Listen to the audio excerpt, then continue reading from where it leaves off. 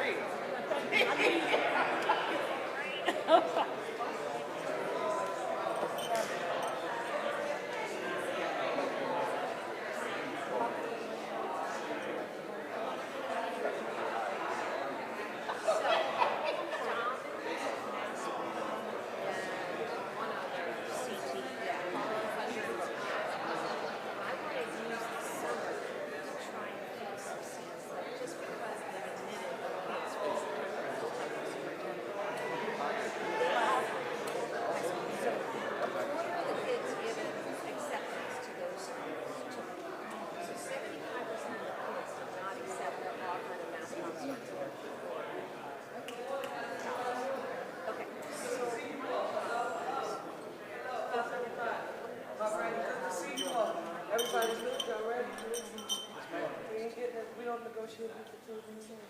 We're not going to make them feel like it's a good thing that we just do. That's not what we do.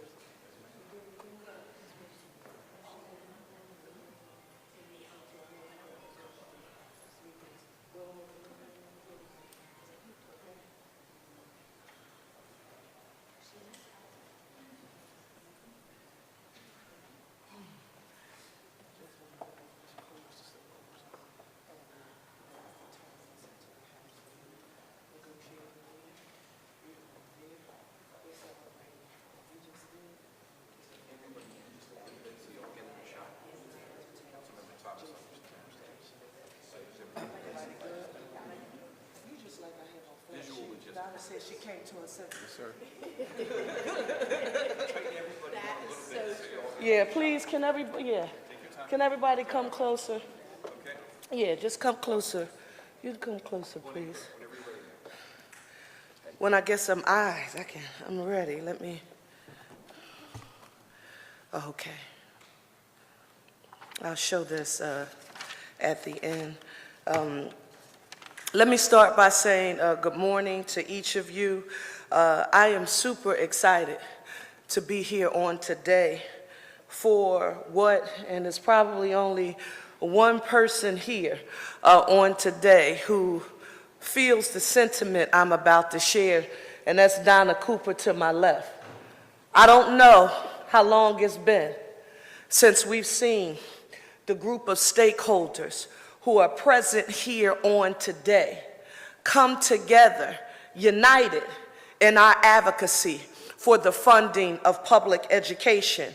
But earlier this week, Council President Johnson and I delivered a letter to Governor Shapiro and the leadership of the General Assembly asking them to fully and fairly fund public schools.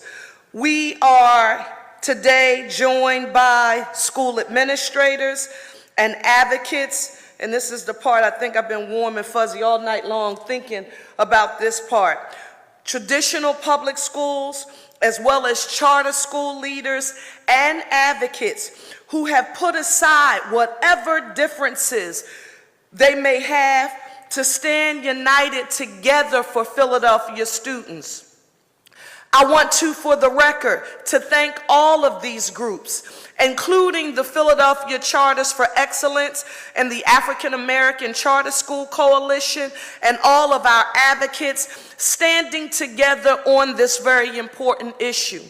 You know, I hear a whole lot of people laughing when they've heard me talk about one Philly, a united city, but here on today, as one Philly, a united city, to urge the Pennsylvania General Assembly to pass a budget this year that fully funds Philadelphia's public schools and permanently closes what we refer to as the adequacy funding gap. In its report in January, the Basic Education Funding Commission, listen to what they determined. They determined that Pennsylvania public schools were underfunded by $5.1 billion, and that Philadelphia's funding gap, and we want every resident of our great city to hear this, our funding gap is $1.4 billion. Yes, that wasn't a mistake. $1.4 billion with a B. That's more than 1/4 of the total amount of that funding. On yesterday, the Pennsylvania House of Representatives took the first step in closing this historic gap. Philadelphia parents and families, they know all too well the impact of chronic historic underfunding to our schools, whether they are traditional district or public charter schools. The groups assembled here today have put aside their differences for the good of our students and the good of our city. We speak with one voice to urge the General Assembly to get the job done and to pass a budget that provides $242 million in new funding this year and make the commitment to fully close the adequacy gap over the next 7 years.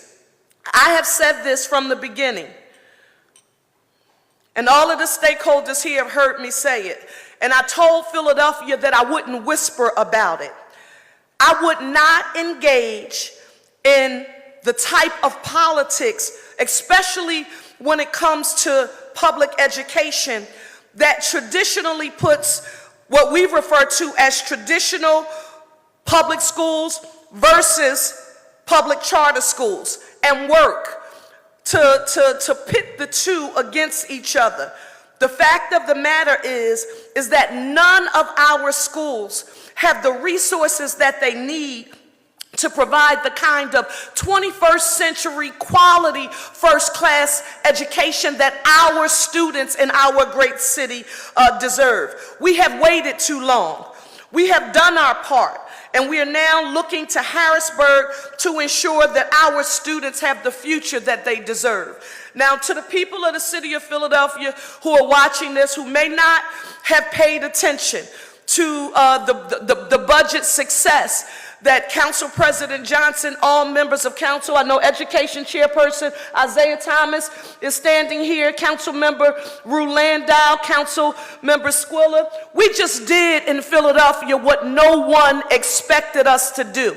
Aside from the 5-year balanced budget proposal, I offered it in March. We negotiated with council, did the best we could to ensure the safety, the cleanliness, and greening of our city with access to economic opportunity for all, but we also did our fair share as it relates to public education.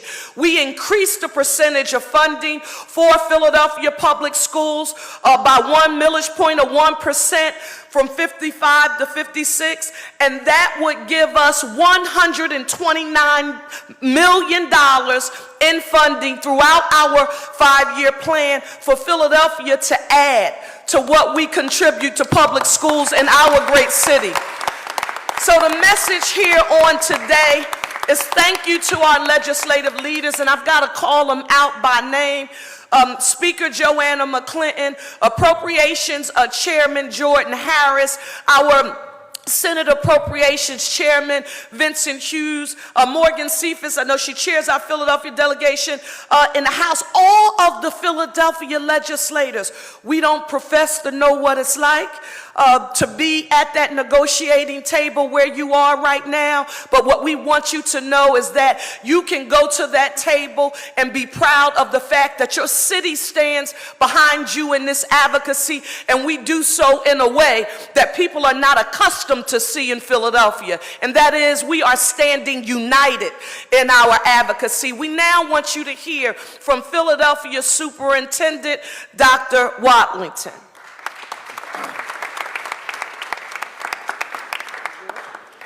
Good morning. Madam Mayor, it's a pleasure to stand with you and behind you to advocate that we close this adequacy funding gap. I want to thank you so much and commend you, Mayor, for your leadership in that record investment from the mayor and the school district of Philadelphia and all of our schools. Let's give the mayor another round of applause. We know that inadequate funding has harmed children across the Commonwealth of Pennsylvania, including in this very fine city, the city of Philadelphia, for a number of years and decades. At every board meeting, we hear from parents and community members about the pressing needs to parse out the limited resources we have to invest in our staff, to invest in our students, in our facilities, to ensure that our kids have those quality seats that the mayor counts on us to make sure that they have, and to make sure that we not only help to educate them academically, but that we invest in their social and emotional learning and in their mental health and trauma-informed supports. So we're glad the conversation is shifting to how we invest limited resources to how we can think about using more resources to get our children what they absolutely need and deserve. And so, Mayor, with your funding, the extra funding you've provided to the school district, and what we are hopeful that the Commonwealth of Pennsylvania will provide, we will be able to drive faster improvement in the school district in areas like moving on not just 20 pilots in the upcoming year for extended year and extended day schools, but we'll be able to grow that over time. We'll be able to relaunch Parent University and provide support to our parents and families so they can best support their children. We'll be able to invest in social and emotional learning supports and mental health and wellness for our children. We'll be able to hire more teachers and invest in them. Why? Because teachers are the #1 predictor of student academic growth and attainment, and it's no secret that we have a pipeline shortage in this Commonwealth. And certainly we'll be able to continue to invest in our facilities. So in closing, Mayor, I look forward to working very closely with you and your team, Governor Shapiro and the General Assembly, to advocate for what our students need, to make sure that they are taken care of, and that we continue on that road to becoming the fastest improving large urban school district in the country with the high quality seats that you require and demand of us, Mayor. Good morning and thank you. Wait, Superintendent, you got to go back and say it out loud so that I can get it. Fastest, say it again. I'm going to get it right for the praxis past English teacher here, and Mayor, the fastest improving large urban school district in the nation. Thank you. Thank you. Thank you so very much. We are now going to hear from our City Council Education Committee Chair, Chairman Isaiah Thomas. Please give him a round of applause. How's everybody doing? Figured get a little more energy around education and our children, right? We got great interns here, great young people. How's everybody doing? Good to hear. I want to start by thanking our mayor. And at the end of the day, this is what you get when you have a mayor who's a product of the school district of Philadelphia, who's a former student athlete, who has experience in the state legislature, delivering resources, especially education-related resources to the city of Philadelphia. This is the type of unity, and this is how you see education become a priority. I couldn't be more excited to stand here today with the group of people that I'm standing with to basically beg, to basically beg. That is what we're doing.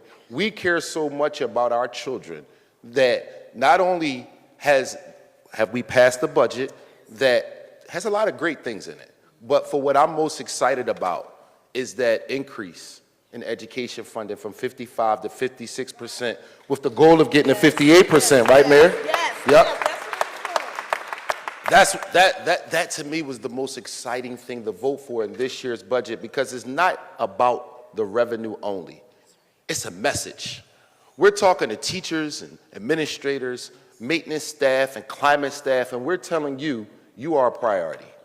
You're important to this administration, you're important to this council legislative body, and we're here today not just to ask for the $1.4 billion that the mayor talked about that's needed for operating dollars, but Dr. Watlington and I was talking about his amazing staff and the great work that they're doing as it relates to the facilities issues that they're dealing with. That's another $6 billion, folks. Last I checked, the mayor's proposal for the entire city of Philadelphia was $6.3 billion, Mayor Parker. So now you're telling us, if my math is correct, I used to be a teacher too, we have a bigger deficit as it relates to our schools than the entire city's budget. Wow. That's why we're here right now, because we are reaching out to Harrisburg and we're asking you for help. Yes. We need your help. If we are going to wake up every day and say every child in the city of Philadelphia, no matter what zip code they live in, will have access to a quality education, an equal education, a just education, the only way that's going to happen is if we get support from our partners in government, both in Harrisburg as well as in DC.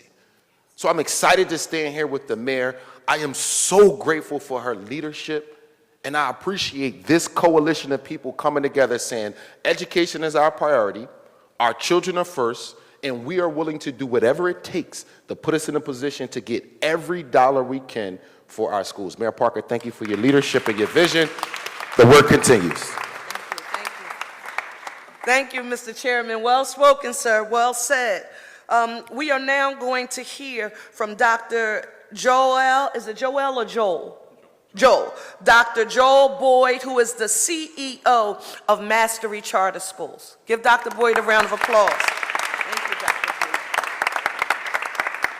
Thank you, Mayor, and let me echo Councilman Thomas's words by saying how excited we are to be here with you, Mayor, with your leadership, with the council's leadership, because this is a real opportunity and a real exciting time. On behalf of the 11,000 children that Mastery School serves, we are excited to be part of a coalition that recognizes that our children and our families here in Philadelphia come first. I am honored to stand beside this mayor who said, imagine what we can accomplish if we stop fighting each other and start fighting together on behalf of our children.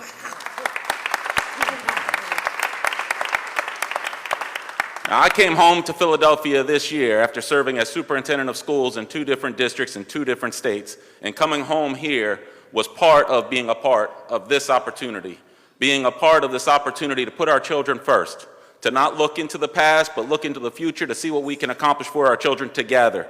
Now, what we know is that a funding gap leads to an opportunity and an access gap, and together, if we can close this gap, we can realize a greater future for our children and ensure that they achieve their dreams into the future. And I am honored to be standing here beside all of my colleagues. And I ask our colleagues in Harrisburg to come together and join us in this effort to allow our children to achieve what we know our children can achieve.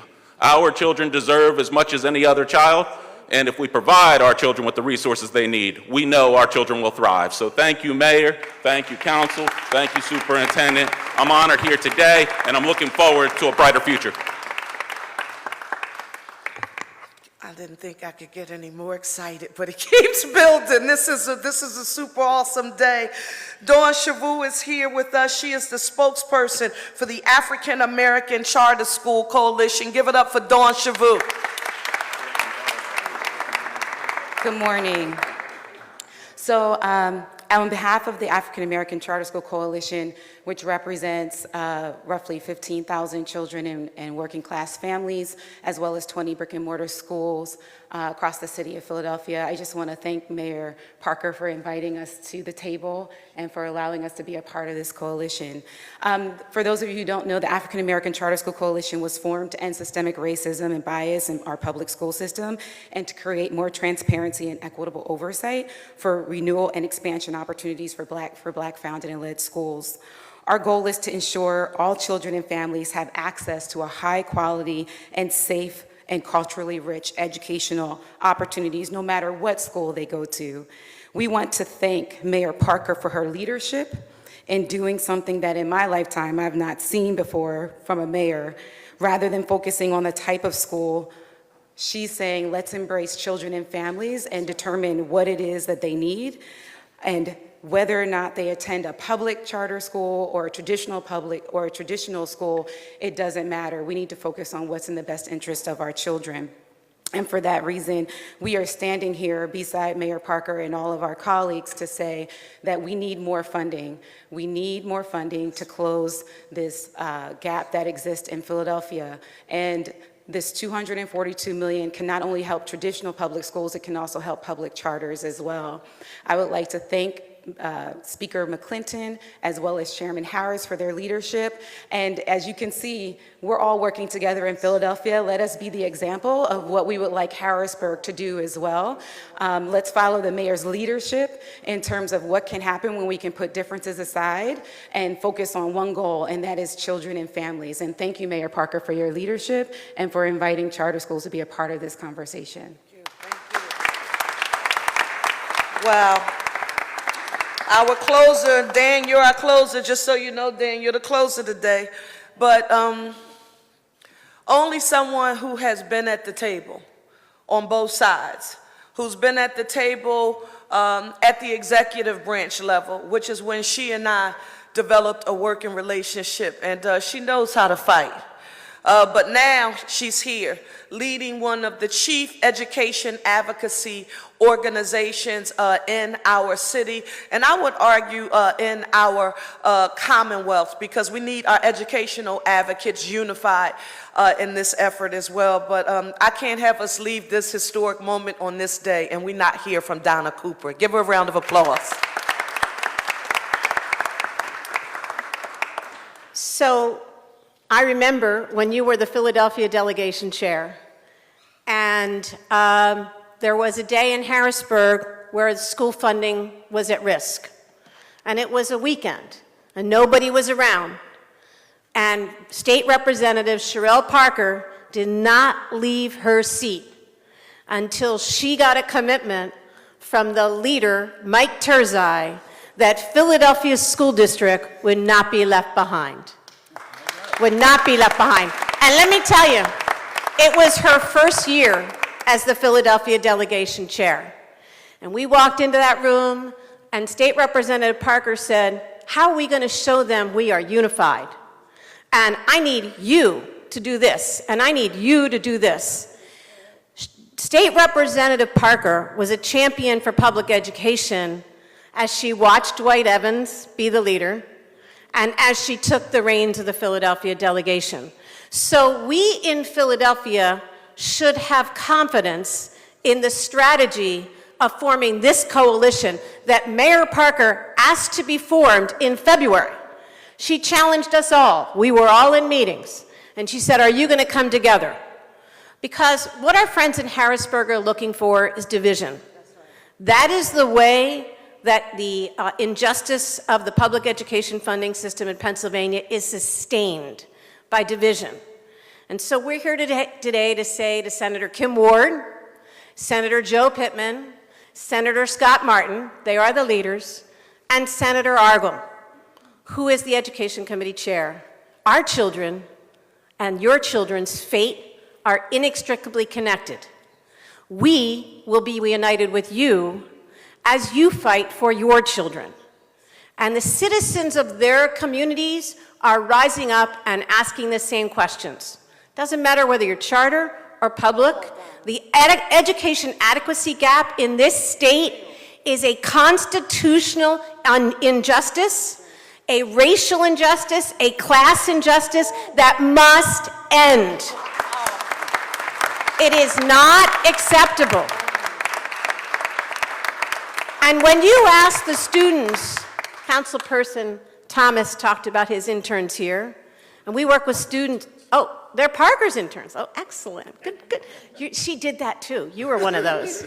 So when we ask the students across the state, what do you think about education? Last week we were talking to kids in Upper Bucks County, and they said to us, you know what, really, it harms me when I hear about kids in Bristol, and I hear about kids in Philly, and I hear about kids in Norristown, when I know I have all the supports that I need. That's not the society I want to inherit. And it's not the society that the children in the Senate leadership districts want to inherit either. Our state is better when we're united, when every child has opportunity, and when every lawmaker and every stakeholder is rowing in the same direction for the educational opportunity for our children. Thank you, Mayor Parker. Thank you, Councilman Thomas. We have a lot of work to do, but we know we can work at a unified front with these lawmakers. Thank you. Another round of applause for Donna Cooper. She hates this, but she's one of the teachers here.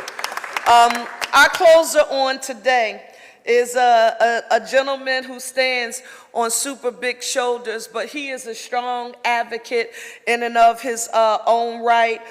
You cannot think about the Commonwealth's court decision without paying attention to his work. I'm speaking of Dan Urich-Acklesberg from our Public Interest Law Center. I'm biased when it comes to you, Dan.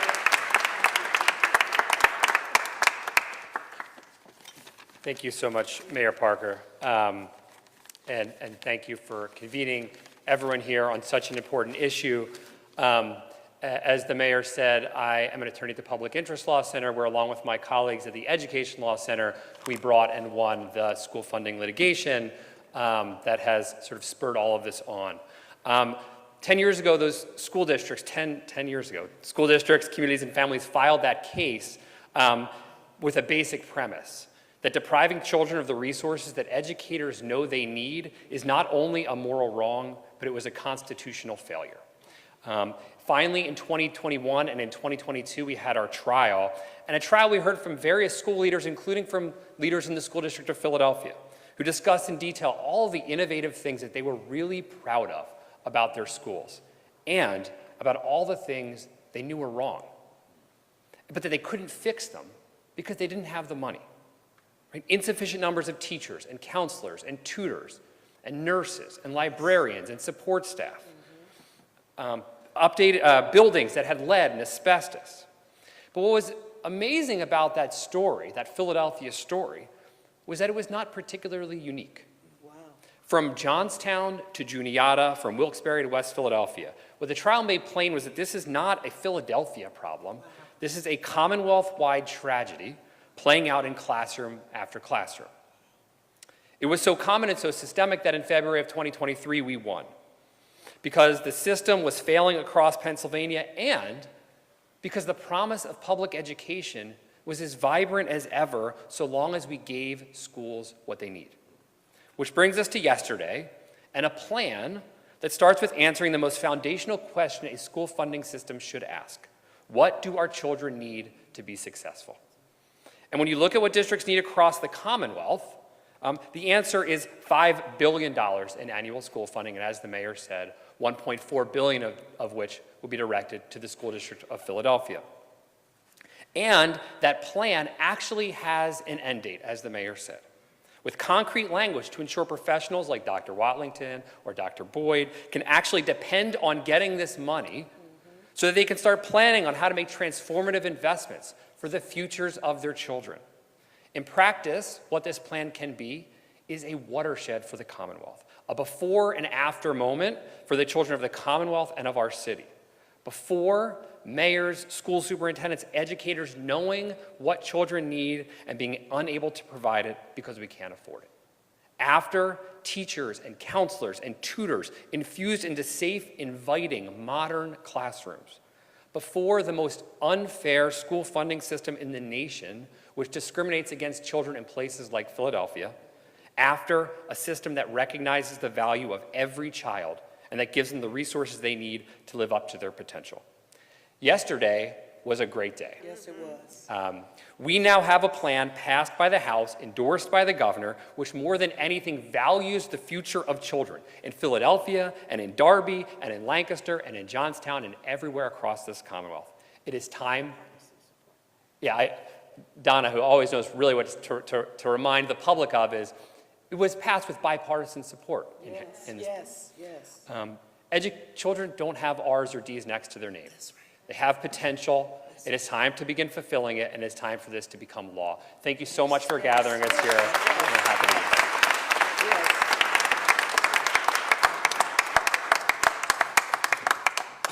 here. Let me just state that this has been, first of all, give all of our stakeholders a huge round of applause.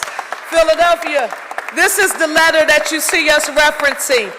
And you will note that you will see a city, along with Council President Johnson, all members of council, City Council of Philadelphia, PFT, African American Charter School Coalition, Public Interest Law Center, Children First, Philadelphia Community College of Philadelphia, Philadelphia Charters, here I'm playing the trombone, for Excellence, CASA, the School District of Philadelphia, the Education Law Center, First Up, and 32 BJSCIU and Esperanza. This is the coalition, Philadelphia, that has united to advocate for our young people. It's been a long fight. Dan, thank you for giving us the historic overview, 10-year legal battle that resulted in that Commonwealth Court ruling. Donna, I don't know if you triggered me with some post-traumatic stress disorder just now, but you reminded me about those days, and out Philadelphia, I don't profess to know it all. I wasn't there that long enough to find my way to the bathroom 10 years, and I know it's tough when our legislative leaders get to the table in a bipartisan way, having to work with the executive branch, and they're spending every waking moment trying to reach much-needed compromise. The message from the city of Philadelphia to Harrisburg on today is that we are united. We are united in our ask. We've been very specific in outlining what the ask is, and our ask affirms that children come first in the city of Philadelphia. And now I want to take some questions from the press. I do want to preface it by saying that we will not allow this moment to be muddied. Did you all hear me? We will not allow this moment to be muddied about questions other than what we have sought out here on today. Now, with that, we'll take questions. Oh, yes, ma'am?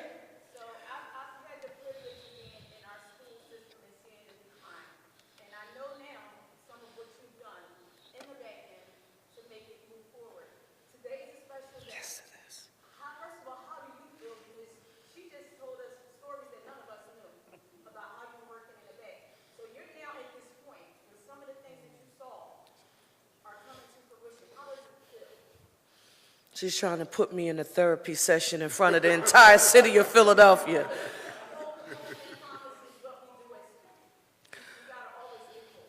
The first meeting that Council President Kenyatta Johnson and I had in his office, when we started our regular weekly meetings, the issue on the table was public education.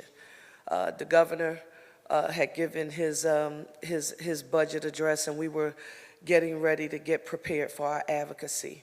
And the both of us said, we've got to bring everybody together.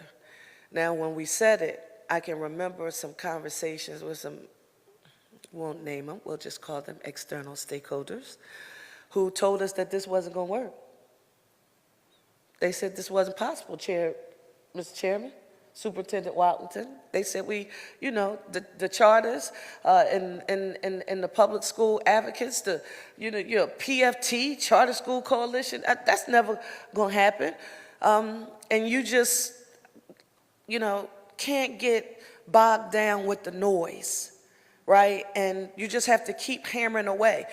And after we had that first meeting that Donna referenced in February, I was not there.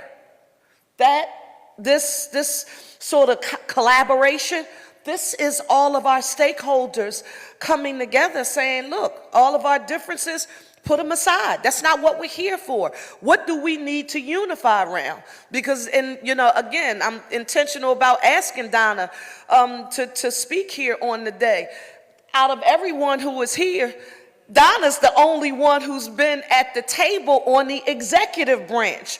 And she knows what it's like when you can't just do it with Democrats. That's why you heard Dan and you heard her mention bipartisanship.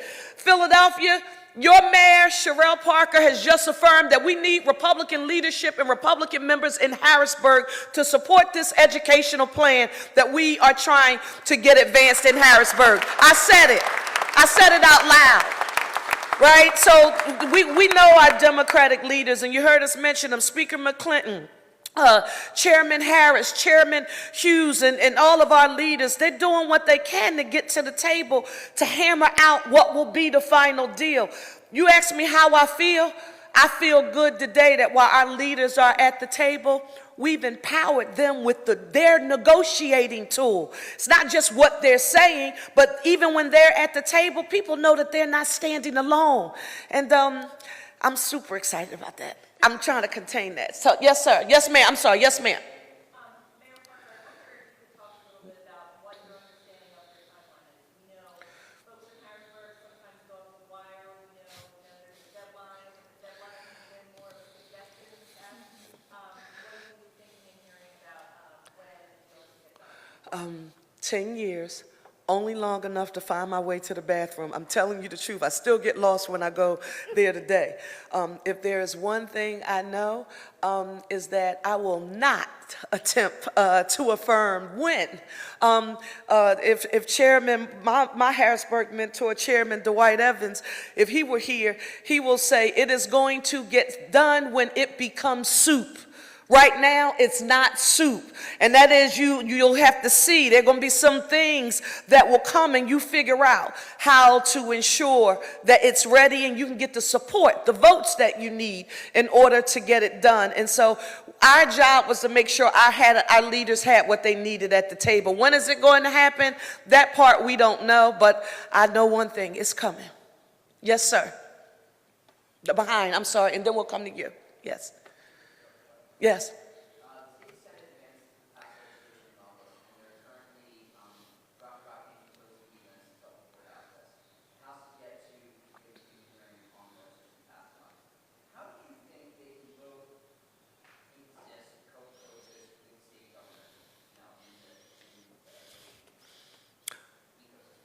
We are proudly standing here today to advocate for the $1.4 billion in adequacy gap funding over 7 years.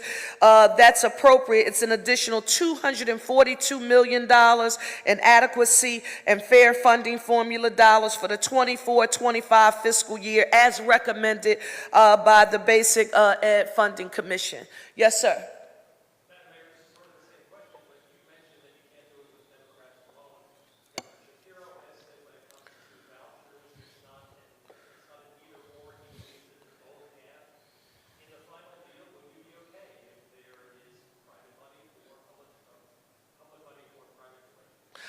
We are here today to advocate for the $1.4 billion in public education funding, adequacy gap funding that you've heard us talk about, $242 million. So I am super excited about that. And listen, I'm unapologetic about affirming that although we're here and we're united, we are not at the table negotiating the state budget. Again, Donna Cooper's been at the table. It doesn't behoove us or help our state legislative delegation for us to talk about what we will or won't be doing right now. They need to go to the table with everything they need need to hammer out the best compromise they possibly can on behalf of our students. That's why we are laser focused on what our goal is here today, and we shall not be moved.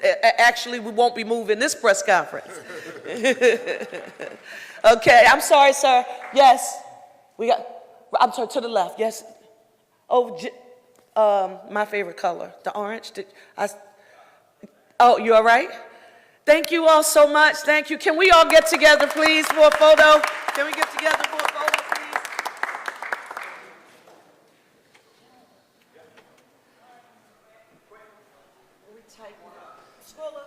I'm good. Can we see? I'll be behind you guys.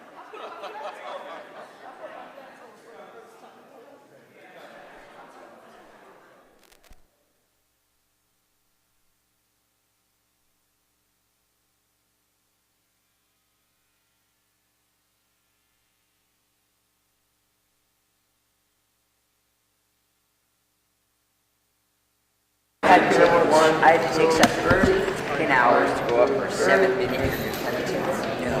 One more. My food is the river. She answered my voice. You're going to pay this. Anybody else? 2, 1. Thank you. You look beautiful in red. Thank you. I love your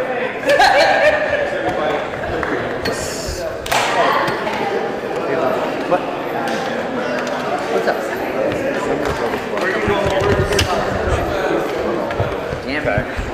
Excuse me.